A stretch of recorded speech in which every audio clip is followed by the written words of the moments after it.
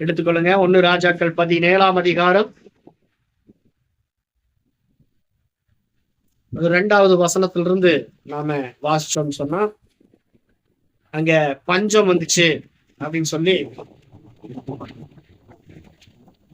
பஞ்சத்துல எலியா போஷிக்கப்பட்டான். சொல்லுங்க, யார் போஷிக்கப்பட்டான்? எலியா போஷிக்கப்பட்டான். எலியாவை பார்த்து கர்த்தர் சொல்றார், பின்பு கர்த்தருடைய வார்த்தை அவனுக்கு உண்டாயிற்று. அவர், நீ இவ்விடத்தை விட்டு கீழ் திசையை நோக்கி போய் யோர்தானுக்கு நேராயிருக்கிற கேரீத் ஆற்றண்டையிலே ஒளித்துக் கொண்டிரு. அந்த ஆற்றின் தண்ணீரை குடிப்பாய். அங்கே உன்னை போஷிக்க காகங்களுக்கு கட்டளையிடுவேன் என்றார். அவன் போய் கர்த்தருடைய வார்த்தையின்படியே யோர்தானுக்கு நேராயிருக்கிற கேரீத் ஆற்றண்டையிலே தங்கியிருந்தான். காகங்கள் அவனுக்கு விடிய காலத்தில் அப்பமும் இறைச்சியும், சாயங்காலத்தில் அப்பமும் இறைச்சியும் கொண்டு வந்தது. தாகத்துக்கு அந்த ஆற்றின் தண்ணீரை குடித்தான். சொல்லுங்க. இப்ப தேசம் முழுவதும் பஞ்சம். ஆகாப் சொல்றாரு, தீர்க்கதரிசி கிட்ட சொல்றாரு. ஆகாப் என்ன சொல்றாரு? தீர்க்கதரிசி இருப்பாரு ஆகாப்போட, ஓபதியாவா ஒபதியா தீர்க்கதரிசி கிட்ட சொல்லுவாரு, தேசம் முழுவதும் பஞ்சம் வந்துருச்சு. நம்ம கிட்ட இருக்கிற குதிரைகளையும் கோவேறு கழுதைகளையும் காப்பாற்ற வேண்டும். அதனால எங்காச்சும் புல்வெளி இருக்குமா அப்படின்னு சொல்லி பார்க்கலான்னு சொல்லி போறாரு. அப்படின்னா என்ன அர்த்தம்? முற்றும் முடிய பஞ்சமாயிடுச்சு. அப்ப எலியா போஷிக்கப்படுகிறார். அல்லேலூயா. என்ன செய்யறாரு பாருங்க, கீழ் திசையை நோக்கி போய் யோர்தானுக்கு நேரா இருக்கிற கேரீத் ஆற்றண்டையிலே ஒளித்துக் கொண்டிரு என்று கர்த்தர் சொன்னார். சொந்த தேசத்துல கர்த்தர் எலியாவை பார்த்து சொல்றாரு, நீ கொஞ்சம் ஒளிஞ்சிக்கப்பான்னு சொல்லுங்க. ஒளிஞ்சிக்க, ஒளித்துக் கொண்டு. என்னது? எங்க போய் ஒளிஞ்சிட்டு இருக்கணுமா? யோர்தானுக்கு நேரே இருக்கிற கேரீத் ஆற்றண்டையிலே. சொல்லுங்க, கேரீத். கேரீத் அப்படின்னு சொன்னா, கேரீத் அப்படிங்கிற அந்த எபிரேய பதத்துக்கு என்ன அர்த்தம் அப்படின்னு பார்த்தா, டு கட் ஆஃப், செப்பரேட். உன்னை நீ தனிமைப்படுத்திக்கோங்கிறார். என்ன பண்றாரு? தனியா ஒரு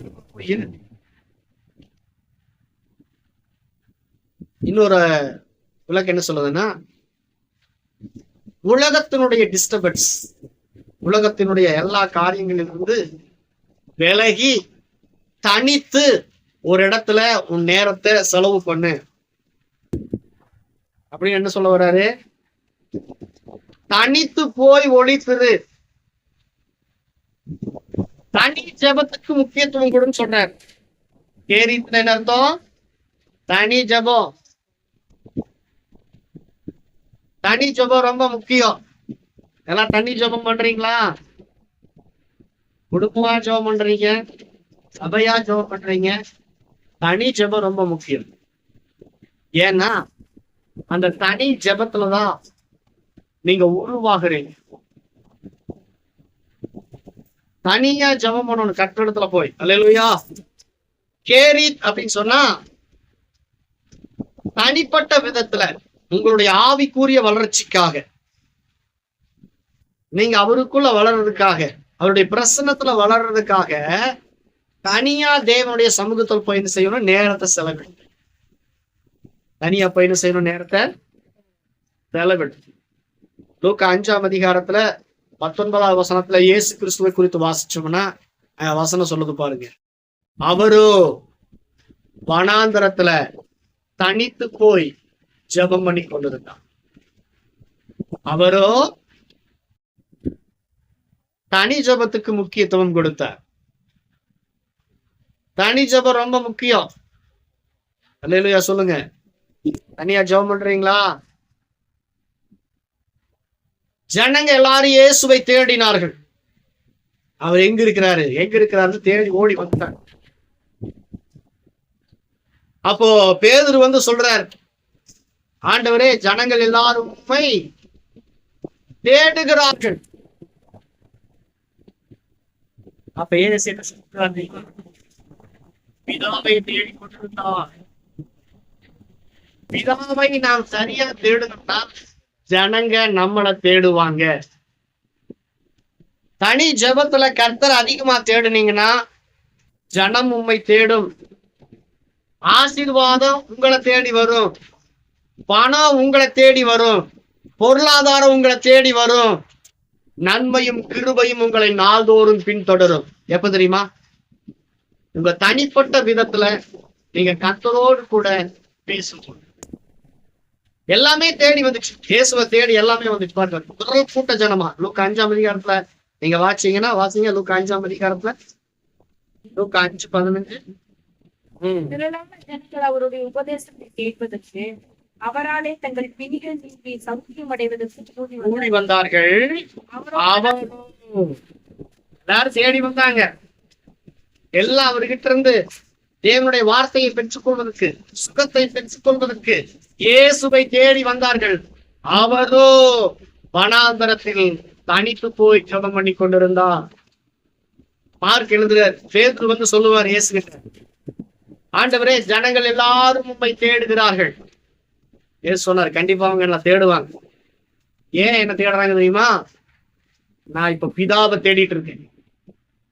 இல்லையா? தனிப்பட்ட விதத்துல இயேசு பிதாவோடு கூட அதிக நேரம் செலவிட்டார்.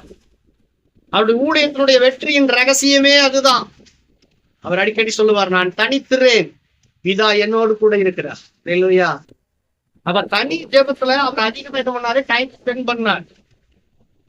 பாருங்க, அவர் தனி ஜெபத்துக்கு அதிகமா நேரம் கொடுத்ததுனால வசனம் சொல்ல பாருங்க 17ஆம் வசனத்துல, பின்பு ஒரு நாள் அவர் உபதேசித்துக் கொண்டிருக்கிற போது கலிலேயா யூதேயா நாடுள்ள சகல கிராமங்களிலும் எருசலேம் நகரத்திலும் இருந்து வந்த பரிசேயரும் நியாயசாஸ்திரிகளும் உட்கார்ந்திருந்தார்கள்.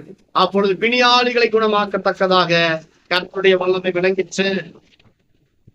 அப்ப இயேசு தம்முடைய ஊழியத்தை வெற்றிகரமா செஞ்சு முடிக்கிறதுக்கு ஒரு முக்கியமான காரணம் என்னன்னா, அவர் தனிப்பட்ட விதத்துல பிதாவை அதிகமா தேடினார். தனி ஜெபம் கரெக்டா இருந்துச்சுன்னு சொன்னா எல்லாம் உங்களை தேடி வரும். எல்லாமே உங்களை எதெல்லாம் தேடி வரும்? ஊழியக்காரங்களா இருந்தீங்கன்னா ஆத்துமாக்கள் தேடி வரும். ஒரு பிசினஸ் மேனா இருந்தா பிசினஸ் உங்களை தேடி வரும். சங்கீதம் 23:6 தாவீது சொல்றாரு, நன்மையும் கிருபையும் என்னை பின்தொடரும். கர்த்தர் என் மேய்ப்பராய் இருக்கிறார். ஆடுகளுக்கு மேய்ப்பன். தாவீது மேய்ச்சதெல்லாம் செம்மறியாடு. செம்மறியாட்டுக்கு முன்னாடி அவர் போவார். எல்லா ஆடுகள் என்ன பண்ணுன்னா மேய்ப்பன் பின்னாடி ஃபாலோ பண்ணி பின்னாடி போவாரு. மேய்ப்பன் எங்க போகுதோ, எங்க போறாரோ, மேய்ப்பன் பின்னாடியே இந்த ஆடுகள் எல்லாம் போவாரு. அதனாலதான் சொல்றாரு, நீர் என் மேய்ப்பனா இருக்கிறீர், நான் உம்முடைய ஆடா இருக்கிறேன், நீர் எங்க போனாலும் நம்ம பின்பற்றியே வருகிறேன். அப்ப அவர் முன்னாடி போயிட்டு இருக்கிறாரு, நாம அவர் பின்னாடியே போயிட்டு இருக்கும் போது நமக்கு தேவையான நன்மையும் கிருபையும் நம்ம பின்னாடியே வரும். இல்லையா? அதான் தனிப்பட்ட விதத்துல கர்த்தரை நாம தேடாம நாம நன்மையும் கிருபையும் தேடி பின்னாடி திரும்பினோம்னா நன்மையும் கிருபையும் நமக்கு முன்னாடி ஓடிடும். ஆசீர்வாதம் நம்மள முன்னாடி, ஆசீர்வாதம் நம்ம ஃபாலோ பண்ணணும். ஆசீர்வாதத்தை நாம ஃபாலோ பண்ணக்கூடாது. அல்லேலூயா. நாம கர்த்தரை தான் ஃபாலோ பண்ணணும். நாம யாரை பண்ணணும்? கர்த்தரை ஃபாலோ பண்ணணும். அப்ப தனிப்பட்ட ஜெபம். எலியாவை ஏன் போய் கேரி தாற்றண்டில ஒளித்துருன்னு சொன்னாரு தெரியுமா? எலியா அங்கே உருவானார். அடுத்தடுத்து ஊழியத்துக்கு அவர் உருவானார். அடுத்தடுத்து தேவ சித்தத்தை செய்வதற்கு அவர் உருவாகின இடம் தான் அந்த கேரி. கேரித்துனா இன்னொரு மீனிங் இருக்குது. கேரி அப்படின்னு சொன்னா இடுக்கம். என்னது? இடுக்கம், நெருக்கம்.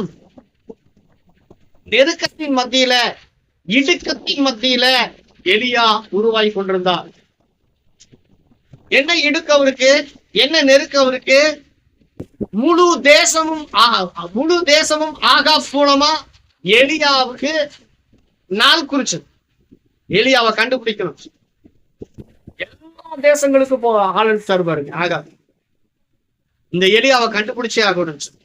ஏன்னா இஸ்ரவேல் அழிந்து போகிறதுக்கு காரணம் எலியாவா? இஸ்ரவேல் எப்படி அழிஞ்சு போகுது? பஞ்சத்தினாலும் பசியினாலும் அழிய போகிறது. அப்ப முழு இஸ்ரவேலையும் கலங்க பண்ணிட்டு இருக்கிறாரு இந்த எலியா. இவரை நம்ம எப்படியாவது கண்டுபிடிச்சு என்ன பண்ணணும், முடிச்சு கட்டிடணும்னு சொல்லி எல்லா ராஜ்யத்துக்கும் ஆள் அனுப்பினான். அவனுடைய மாமனாருடைய தேசம் ஏத்பாகால். யாருது? அவனுடைய தேசம்தான் சீதோன். சீதோனுக்கு ஆள் அனுப்பிச்சிட்டார். சீதோனுக்கு ஆள் அனுப்பிச்சாச்சு. இப்ப முழு தேசமும் எலியாவுக்கு நாள் குறிச்சு சுத்திட்டு இருக்கு. எலியாவோட தலைக்கு எவ்வளவு கோடி சன்மானங்கிற மாதிரி, இவரை கண்டுபிடித்து கொடுத்தால் இவ்வளவு ரூபாய் உங்களுக்கு சன்மானம் வழங்கப்படும் சொல்லி எல்லாத்துக்கும் என்ன பண்ணிட்டாரு, அந்தி அடிச்சிட்டாரு.